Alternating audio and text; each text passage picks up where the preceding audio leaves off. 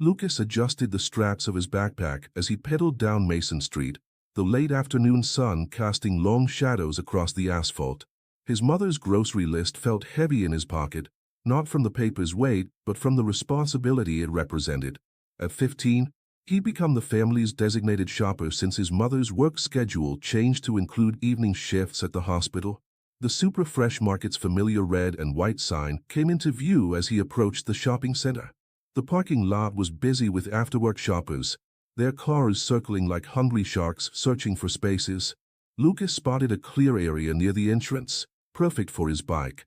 He learned from experience to keep his transportation close to the building's security cameras, a lesson from the time someone had stolen his previous bike seat. As he guided his bike toward the rack, the screech of tires against pavement shattered the mundane atmosphere. A white Range Rover swerved sharply, missing Lucas by inches. His heart jumped into his throat as he stumbled backward, the bike clattering against the metal rack. The SUV's engine growled like an angry beast as it came to an abrupt stop. "Hey!" a voice bellowed from inside the vehicle. "What do you think you're doing?" The driver's door flew open, and a man emerged, tall, middle-aged, with graying temples and an expensive-looking suit that seemed at odds with his reddening face. Lucas recognized him vaguely. He'd seen him around the neighborhood, usually wearing the same scowl he wore now. "I'm sorry, sir," Lucas said automatically, though he knew he'd done nothing wrong. "I was just parking my bike. You were blocking my space." The man, whose name badge read Richard Smith, spat back. "I've been circling this lot for 5 minutes, and you just roll in here like you own the place?" Lucas glanced around, confused. He wasn't blocking anything. The bike rack was clearly separate from the parking spaces. "Mr. Smith, I don't understand. The bike rack is—" "Don't you take that tone with me, boy." Mr. Smith stepped closer, his polished shoes clicking against the pavement. "You people always think you can just do whatever you want, don't you?" The words hit Lucas like a physical blow. "You people." He'd heard those words before, spoken in that same tone. At school, on the street, in stores where security guards followed him a little too closely. His hands began to tremble, but he forced them still. "I'm just trying to get some groceries," Lucas said, keeping his voice level the way his father had taught him. "Stay calm. Don't give them ammunition.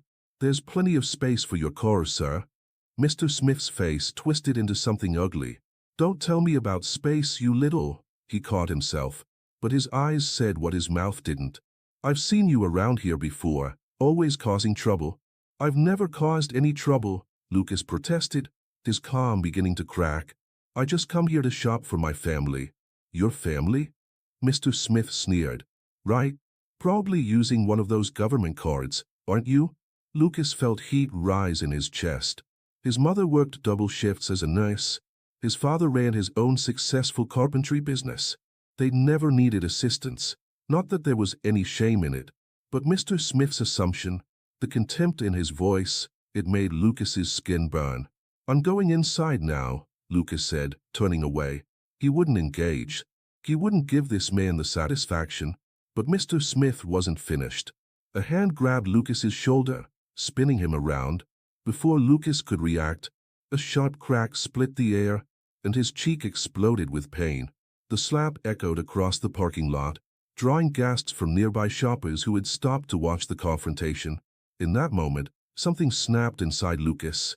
15 years of careful teachings, about being careful, about not making waves, about turning the other cheek, dissolved in a surge of pure instinct. His own hand shot out, connecting with Mr. Smith's chest in a firm push that sent the older man stumbling backward. The look of shock on Mr. Smith's face would have been almost comical if the situation weren't so serious. His mouth opened and closed like a fish out of water, as if he couldn't believe that Lucas, this young black boy he'd just assaulted, had dared to defend himself. You, Mr. Smith sputtered, his face now purple with rage. "You just assaulted me. Someone call the police." Lucas stood his ground, though his heart hammered against his ribs.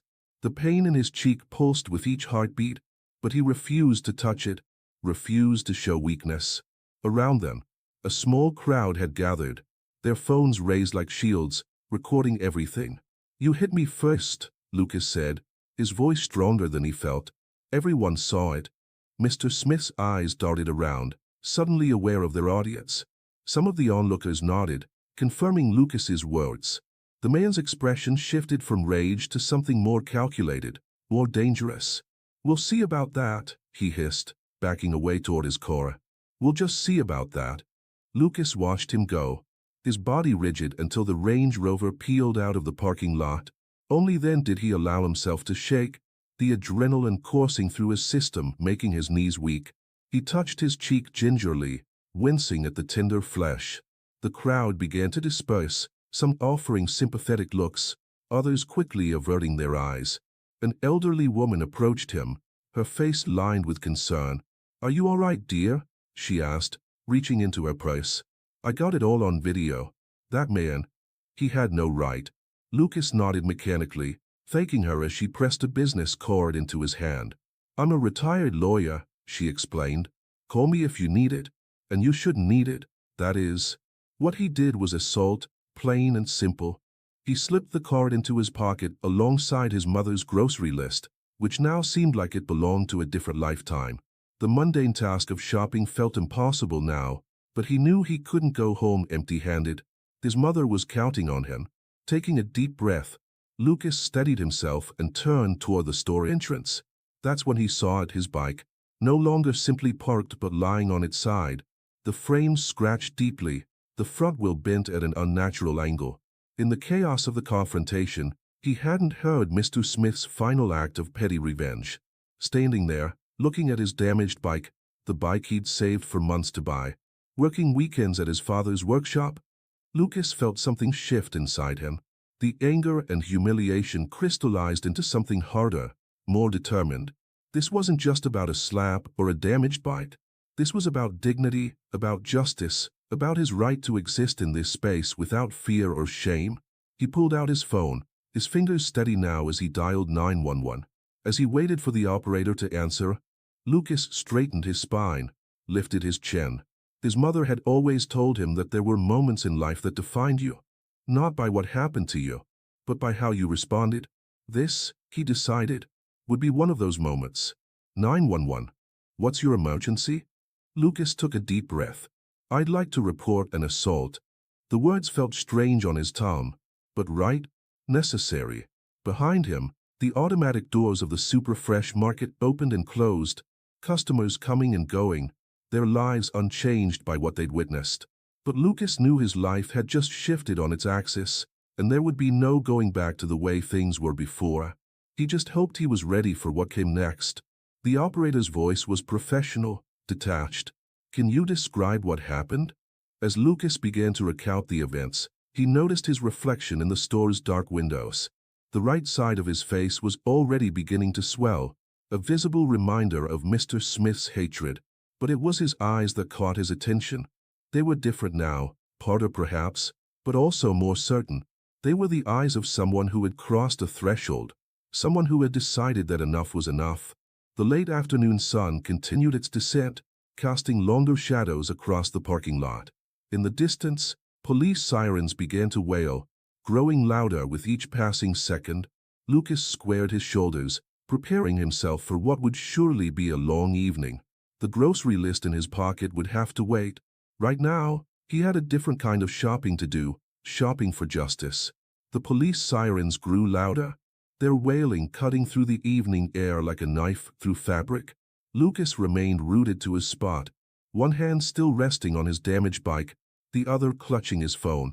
The retired lawyer's business card felt like it was burning a hole in his pocket, a small piece of paper that somehow represented a lifeline he never thought he'd need. The first patrol car pulled into the parking lot, its blue and red lights painting the storefront in alternating colors. Lucas watched as two officers emerged, one tall and lean, the other shorter with broad shoulders. They approached with measured steps, their faces professionally neutral as they took in the scene. A young black teenager with a swollen cheek, a damaged bicycle, and a small crowd of onlookers still lingering nearby with their phones raised. "I'm Officer Martinez," the taller one said, her voice steady and clear. "This is Officer Reynolds. We received a report of an assault." Lucas nodded, Noticing how Officer Reynolds' hand rested casually near his hip, the gesture wasn't threatening, but it sent a shiver down Lucas's spine nonetheless.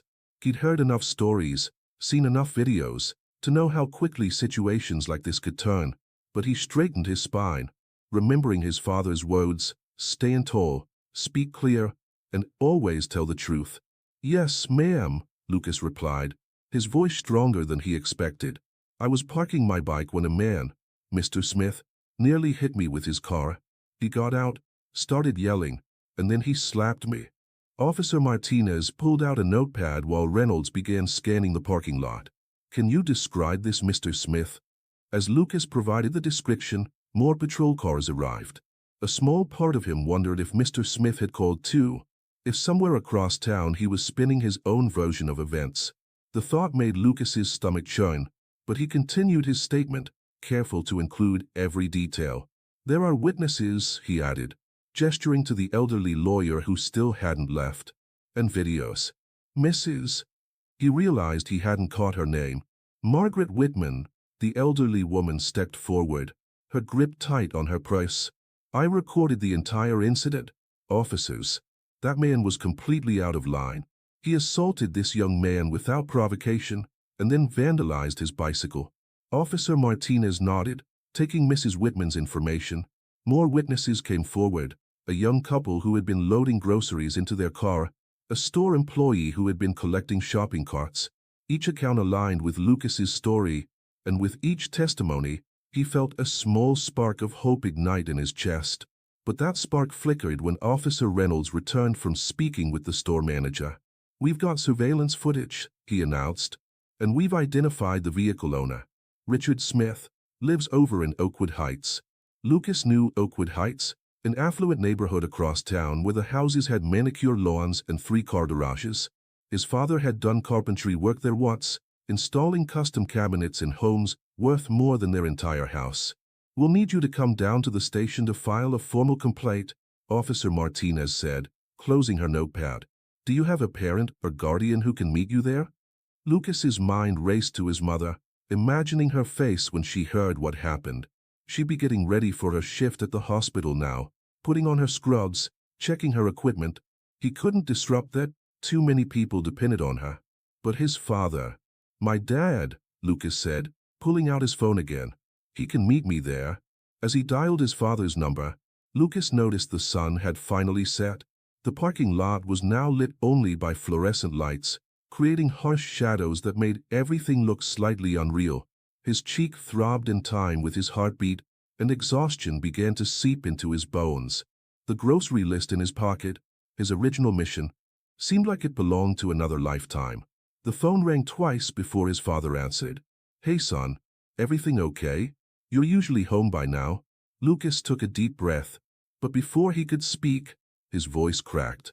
All the composure he'd maintained, all the strength he'd shown, suddenly wavered at the sound of his father's voice. "Dad." There must have been something in that single word, because his father's tone immediately changed. "Lucas, what happened? Where are you?" Officer Martinez stepped closer, holding out her hand for the phone. Lucas passed it over gratefully, letting her explain the situation while he finally allowed himself to sit on the curb. His bike lay beside him, the bent wheel a testament to Mr. Smith's petty revenge. He ran his fingers along the deep scratches in the frame, each one feeling like a personal insult. The elderly lawyer, Mrs. Whitman, settled carefully onto the curb beside him, her arthritic knees protesting the movement. "You're doing the right thing," she said softly, "standing up for yourself. Too many people let these things slide because they're afraid of the fight." Lucas nodded, thinking of all the times he'd heard his parents discussing similar incidents.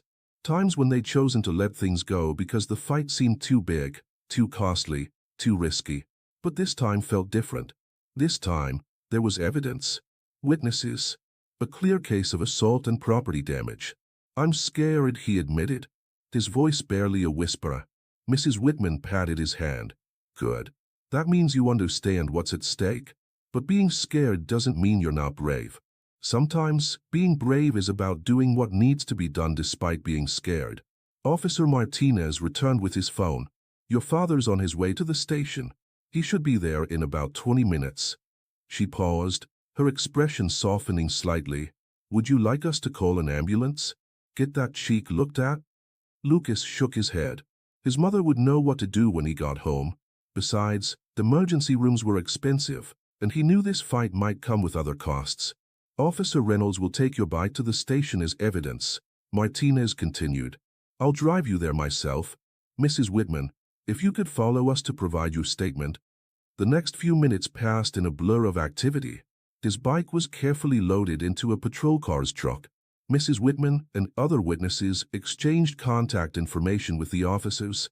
The store manager promised to preserve the surveillance footage. And through it all, Lucas sat on the curb, watching as his ordinary Tuesday afternoon transformed into something that felt monumentally important. As he finally stood to follow Officer Martinez to her patrol car, Lucas caught his reflection again in the store windows. The swelling on his cheek was more pronounced now, but it wasn't just his face that looked different. There was something in his posture, in the set of his shoulders, that had changed. He looked older somehow, as if the past hour had aged him in ways that went beyond the physical.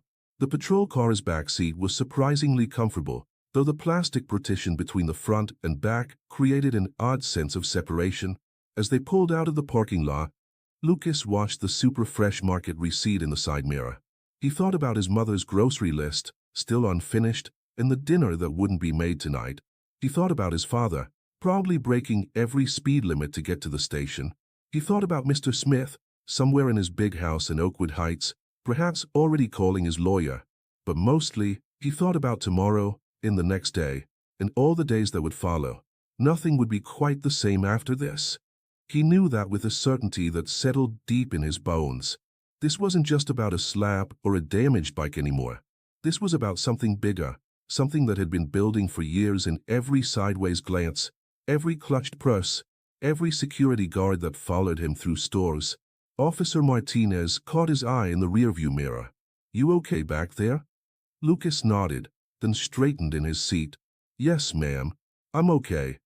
And he was, in a way, because despite the fear, despite the uncertainty of what lay ahead, he felt something else growing stronger with each passing minute, a determination that burned bright and steady in his chest. Whatever came next, he would face it. Whatever battles lay ahead, he would fight them. The police station's lights appeared in the distance, a constellation of fluorescent stars against the darkening sky. Lucas took a deep breath, preparing himself for what would come next. The real work, he suspected, was just beginning. The police station loomed before them, a 3-story brick building that seemed to absorb the night's darkness rather than repel it. As Officer Martinez guided the patrol car into a reserved space, Lucas noticed his father's truck already parked in the visitor's lot. A worn blue Ford that had carried countless loads of lumber and tools over the years. The sight of it brought both comfort and anxiety. His father's presence was reassuring, but having to tell him everything face to face made Lucas's stomach tighten. Officer Martinez opened the rear door, and the cool night air rushed in, carrying with it the distinct smell of approaching rain. Lucas stepped out, his legs slightly unsteady after the ride. The swelling in his cheek had reached its peak, creating a dull, persistent throb that matched his heartbeat. Another patrol car pulled in behind them. Officer Reynolds with Lucas's damaged bike in the trunk. This way, Martinez said, leading him toward the station's entrance. The automatic doors slid open with a soft hiss, revealing a lobby that smelled of coffee and paper. And there, pacing near the front desk, was his father. James Wilson stopped mid-stride when he saw his son. His dark eyes widened at the sight of Lucas's swollen face, and something flickered across his features, pain, anger, and another emotion Lucas couldn't quite name. In 3 long strides, his father crossed the space between them, strong hands gripping Lucas's shoulders as he examined the injury. Who did this?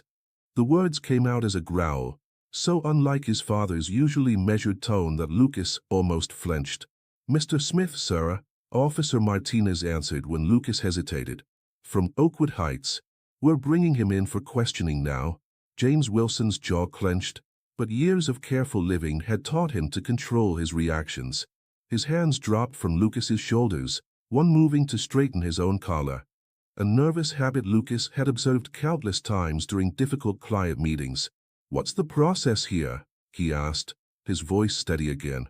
The next hour passed in a blur of fluorescent lights and formal procedures. Lucas was led to a small room, interview room 3, according to the placard, where he recounted his story again, this time to a detective named Sarah Chan. His father sat beside him, silent but radiating support, as Lucas described everything. The parking lot confrontation, Mr. Smith's racial slurs, the slap, the damaged bike. Detective Chen typed everything into a laptop, her fingers moving across the keyboard with practiced efficiency. The room's walls were a pale green that reminded Lucas of hospital waiting rooms, and a large mirror dominated one wall. The kind he knew from TV shows was probably a window from the other side. "We've retrieved the surveillance footage," Detective Chun said, looking up from her screen, "and several witnesses have provided video recordings from their phones. Mrs. Whitman's statement has been particularly detailed." She paused, studying Lucas with kind but professional eyes. "Would you like to press charges?" The question hung in the air like smoke. Lucas glanced at his father, seeking guidance, but James Wilson shook his head slightly. "This is your decision, son. Whatever you choose, I'm behind you." Lucas thought about Mr. Smith's face, contorted with hatred. He thought about his bike, saved for over months of weekend work. He thought about his mother, who would be starting her shift at the hospital now, unaware of what had happened to her son. He thought about all the times he'd heard his parents discussing similar incidents in hushed tones after they thought he was asleep. Incidents they let slide because fighting back seemed too risky, too expensive, too draining. "Yes," he said, his voice firm.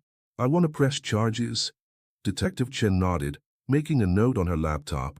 "Given the evidence we have, including the witness statements and videos, we'll be charging Mr. Smith with assault and property damage. The racial elements of his behavior will also be considered as aggravating factors." A knock at the door interrupted them.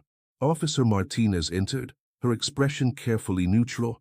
"Mr. Smith has arrived with his lawyer." Lucas felt his heart rate spike, but he forced himself to remain calm. Through the open door, he caught a glimpse of Mr. Smith in the hallway, still in his expensive suit, but somehow diminished under the harsh station lights. Their eyes met for a brief moment, and Mr. Smith's face darkened with renewed anger before his lawyer, a tall woman in a charcoal pantsuit, guided him into another room. "You don't have to see him," Detective Chin assured Lucas. "We've got enough from your statement." But Lucas straightened in his chair. "No, it's okay. I'm not afraid of him." The words surprised him as they left his mouth, partly because they weren't entirely true. He was afraid, but not in the way he had been before. This fear felt different, more like the kind you feel before a big game or an important test. It was the fear of facing a challenge, not of facing a threat. James Wilson's hand found his son's shoulder, squeezing gently. "You sure about this?" Lucas nodded. "Yeah, Dad. I'm sure." Detective Chun closed her laptop. "All right. There are a few more forms to fill out, and then we'll need to photograph your injury for evidence. Officer Martinez will also want to get some pictures of your bicycle." She paused, her expression softening slightly. "You're doing the right thing, Lucas. It's not easy, but it's right." As they followed her out of the interview room, Lucas caught another glimpse of Mr. Smith through a window. The man was sitting at a table, his lawyer whispering urgently in his ear, but his posture had changed. The arrogance from the parking lot was gone, replaced by something that looked almost like fear. It was a startling transformation. The man who had seemed so powerful just hours ago now looked small and uncertain under the fluorescent lights. In the hallway, Mrs. Whitman was still waiting, despite the late hour. She sat in a plastic chair, her purse clutched in her lap, looking like she had no intention of leaving until everything was settled. When she saw Lucas, she offered a warm smile and a small wave. The night stretched on, filled with forms and photographs and official statements.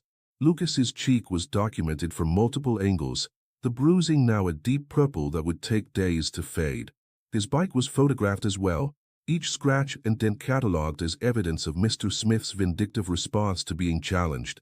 Throughout it all, Lucas felt something shifting inside him, a fundamental change in how he saw himself and his place in the world. The frightened boy who had called 911 from the parking lot was giving way to someone stronger, someone who understood that justice wasn't just something that happened to you, but something you had to actively pursue. Around midnight, Detective Chen finally told them they could go home. "We'll be in touch," she said, handing James Wilson her card. "The district attorney's office will want to speak with you about moving forward with the charges." As they walked to his father's truck, Lucas's damaged bike secured in the bed, the first drops of rain began to fall. The parking lot lights created halos in the misty air, and the police station behind them hummed with continued activity. A reminder that while his part of the night's drama was ending, the machinery of justice was still turning. "You hungry?" his father asked as they climbed into the truck. "Your mom's working late, but we could grab something." Lucas shook his head, suddenly aware of how exhausted he was. The adrenaline that had carried him through the evening was fading, leaving behind a bone-deep weariness. "I just want to go home." James Wilson started the truck, the engine's familiar rumble filling the cab. As they pulled out of the parking lot, he glanced at his son. "I'm proud of you, Lucas. Standing up for yourself like that. It takes courage." "I was scared," Lucas admitted, watching the raindrops race across his window. "Being brave doesn't mean you're not scared," his father replied, echoing Mrs. Whitman's earlier words. "It means you do what's right anyway." They drove in silence for a while, the windshield wipers keeping time with Lucas's thoughts. The grocery list was still in his pocket, forgotten until now. Tomorrow, he'd have to explain to his mother why he'd failed in his simple task of buying groceries. But somehow, he didn't think she'd be too upset. As they turned onto their street, Lucas noticed how different everything looked. The familiar houses, the trees he'd known all his life, the street lights he'd grown up under. They were all the same, but his perspective had shifted. He crossed some invisible threshold tonight, moved from being someone who things happened to someone who could shape how things happened. The rain was falling harder now, drumming on the truck's roof like applause from an unseen audience. Tomorrow would bring new challenges, statements to the district attorney, probably meetings with lawyers, eventually maybe even a court appearance. The path ahead wouldn't be easy, but Lucas knew with absolute certainty that it was the right path. His father pulled into their driveway, the truck's headlights illuminating the garage door for a moment before he cut the engine. Neither of them moved to get out, letting the sound of the rain fill the silence between them. "Dad," Lucas said finally, his voice quiet but steady. "Yes, son." "Thank you for supporting my decision." James Wilson turned to look at his son, really look at him, as if seeing him clearly for the first time. "You're becoming a man, Lucas. A good man. Sometimes that means making hard choices and standing your ground." He paused, his expression thoughtful. "Your mother and I, we've let things slide sometimes, kept quiet when maybe we shouldn't have. But maybe it's time for a change." Lucas nodded, understanding flowing between them without the need for more words. The rain continued to fall, washing away the day's dust and grime, but unable to erase what had happened. Some marks, Lucas knew, were permanent. Not just the bruise on his cheek that would eventually fade, but the deeper marks on his spirit that would shape who he was becoming. Tomorrow would bring its own challenges, but for now, sitting in his father's truck in the rain, Lucas felt something close to peace. He had taken a stand, chosen his path, and whatever came next, he would face it with his head held high. The first battle was over. The war for justice was just beginning. The dawn broke over their neighborhood with a tentative grace, pink and gold light seeping through the lingering rain clouds. Lucas hadn't slept much. The events of the previous night kept playing through his mind like a movie he couldn't pause. His mother had returned from her hospital shift around 3 a.m., and despite his attempts to stay quiet, she'd known something was wrong the moment she passed his room and saw the light under his door. The conversation that followed had been difficult. Maria Wilson's face had gone through a range of emotions as Lucas and his father recounted the events at the super fresh market. Shock, anger, fear, and finally, a fierce determination that reminded Lucas where he got his own strength from. She'd examined his cheek with professional efficiency, her nurse's training taking over as she applied an ice pack and checked for signs of concussion. Now, as Lucas sat at the kitchen table watching the sunrise through their window, he could hear his parents talking in low voices in the living room. The morning paper lay unopened beside his untouched bowl of cereal, the mundane routine of breakfast feeling somehow foreign after everything that had happened. His phone buzzed, a text from his best friend Marcus. "Yo, you okay?" Videos all over social media. Lucas's stomach dropped. He hadn't considered that aspect of it. The witnesses with their phones, the inevitable spread of information in their digital age. With slightly trembling fingers, he opened his social media apps and there it was. Shaky footage of his confrontation with Mr. Smith, multiple angles showing the assault and its aftermath. The comments section was already a battlefield of opinions and arguments. "Don't read the comments." His father's voice came from behind him, steady and sure. James Wilson placed a hand on his son's shoulder, gently taking the phone and placing it face down on the table. "That's not what matters right now." Maria Wilson emerged from the living room, already dressed for the day in fresh scrubs despite having worked all night. Her eyes were tired but determined. "I've called in for a personal day," she announced. "We have a meeting with the district attorney at 10. The words hung in the air, making everything feel more real. Lucas pushed his cereal bowl away, his appetite deserting him completely. "Do I have to go to school today?" His parents exchanged a look. One of those silent conversations they perfected over years of marriage. Finally, his mother shook her head. "Not today, but tomorrow. Tomorrow we get back to normal, or as normal as we can." The phone buzzed again, this time with a call from an unknown number. James Wilson answered it, his expression guarded. "Yes, this is the Wilson residence."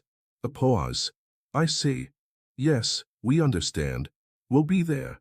He ended the call and looked at his family. That was Janet Chen, Mr. Smith's lawyer. "They want to meet, to discuss?" He hesitated, choosing his words carefully. "Options for resolving this situation." "Resolving?" Maria's voice had an edge to it. "You mean they want to pay us to stay quiet?" "They want to avoid a trial," James confirmed, "and the publicity that would come with it." Lucas thought about Mr. Smith's face in the police station, how different he'd looked under those fluorescent lights. The man's power had seemed to dim in that setting, but Lucas knew better than to underestimate him. People with money and influence had ways of making problems disappear. "What do you think we should do?" he asked, looking between his parents. His mother moved to the kitchen window, staring out at their modest but well-maintained yard. The morning light caught the silver strands in her dark hair. When had those appeared? Had they always been there? Or were they the result of countless nights worrying about her son in a world that wasn't always kind to boys who looked like him? "I think," she said slowly, "that this isn't just about us anymore. Those videos are out there. People are watching. What we do next, it matters." James Wilson nodded, pulling out a chair and sitting heavily. "The easy thing would be to take whatever settlement they offer. It would probably be substantial. We could fix your bike, maybe put some money aside for college." "But," Lucas prompted, hearing the hesitation in his father's voice. "But then nothing changes," James finished. "Mr. Smith writes a check, feels absolved, and goes back to being the same person he was yesterday. And the next time he sees someone he thinks doesn't belong in his space." The silence that followed was heavy with understanding. Lucas stood up, moved to the window beside his mother. Their reflection in the glass was a portrait of determination. Free people standing at a crossroads, knowing that their next decision would ripple out far beyond their own lives. "I want to see it through," Lucas said, his voice quiet but firm. "All the way through." His mother turned to him, studying his face. The swelling had gone down somewhat, but the bruise was now a vivid purple-blue testament to what had happened. She reached out, gently touching the unmarked side of his face. "Are you sure? It won't be easy. These things rarely are." Lucas thought about Mrs. Whitman at the police station, how she'd waited hours just to make sure her statement was properly recorded. He thought about Detective Chen's quiet approval when he decided to press charges. He thought about the comments he'd glimpsed on the video posts, not just the angry ones, but the supportive ones, the ones from people who saw what happened and were saying enough. "I'm sure," he said. "Like you said, Mom, it's not just about us anymore." A knock at the front door startled them all. James moved to answer it, peering through the peephole before opening the door to reveal Mrs. Whitman, looking fresh despite the previous night's long hours at the police station. She carried a leather briefcase and wore an expression of fierce determination that belied her age. "I hope you don't mind the early visit," she said, stepping inside when James gestured her in. "But I wanted to catch you before you meet with the DA. There are some things you should know." They gathered in the living room, Mrs. Whitman taking the armchair while the Wilsons settled on the couch. She opened her briefcase, pulling out several folders. "I did some research last night," she began. "This isn't Mr. Smith's first incident. 3 years ago, there was a similar confrontation at a different shopping center. The victim in that case was a Hispanic teenager. The matter was settled out of court, sealed with a non-disclosure agreement." She looked up, her eyes sharp. "The system allowed him to buy his way out of consequences once before. I don't think we should let that happen again." Lucas felt his mother tense beside him, heard his father's sharp intake of breath. The knowledge that this wasn't an isolated incident, that Mr. Smith had a pattern of behavior, somehow made everything both worse and clearer. The choice before them wasn't just about justice for one incident anymore. It was about breaking a cycle. "The DA's office will probably push for a plea deal," Mrs. Whitman continued. "It's easier, cleaner, less risky. But I think we have a chance here to do something more important." She turned to Lucas. "If you're willing to see this through, I'd like to represent you. Pro bono, of course. I may be retired, but I've still got some fight left in me." The morning sun had fully risen now, filling the living room with clear light. Outside, their neighborhood was coming to life. Cars starting, doors closing, people heading to work or school, living their normal lives. But in this room, something extraordinary was taking shape, a decision to stand against the tide of comfortable silence and easy compromises. "What exactly are you proposing?" James asked, leaning forward. Mrs. Whitman's smile was small but determined. "I'm proposing we take this all the way. No settlements, no closed-door deals. A public trial, with all the evidence presented in open court. Let everyone see exactly who Mr. Smith is and what he did. Make it impossible for him to hide behind his money and influence." Lucas looked at his parents, saw the mix of pride and concern on their faces. They had always taught him to stand up for what was right, but they had also taught him to be careful, to pick his battles. This would be more than a battle. It would be a campaign, a long march toward justice that would require patience, courage, and resilience. "It won't be easy," Mrs. Whitman warned, as if reading his thoughts. "Mr. Smith has resources, connections. He'll fight back hard, and some people won't like seeing the comfortable order of things disturbed." Lucas touched his bruised cheek, feeling the tenderness there. But he also felt something else, a strength he hadn't known he possessed until that moment in the parking lot when he decided not to back down. "When do we start?" he asked. Mrs. Whitman's smile widened. "We already have. Every witness statement, every video, every piece of evidence we gathered last night. It's all part of building something bigger than just one case. We're going to tell a story, Lucas. A story about right and wrong, about standing up to bullies who think their money makes them untouchable." The sound of more cars pulling up outside drew their attention. Through the window, they could see news vans arriving, reporters already setting up their cameras on the sidewalk. The story was growing, taking on a life of its own. "Are you ready for this?" his mother asked softly. "Once we start down this road." Lucas stood up, walked to the window. From this angle, he could see his damaged bike still in the back of his father's truck, covered by a tarp to protect it from the morning dew. Each scratch, each bent piece of metal was a reminder of why this fight mattered. "Yeah," he said, turning back to face his family and Mrs. Whitman. "I'm ready." The morning light streamed through the window, casting long shadows across the living room floor. But shadows, Lucas was learning, didn't have to be something you feared. Sometimes they were just proof that you were standing in the light, holding your ground, refusing to move. The real work was about to begin.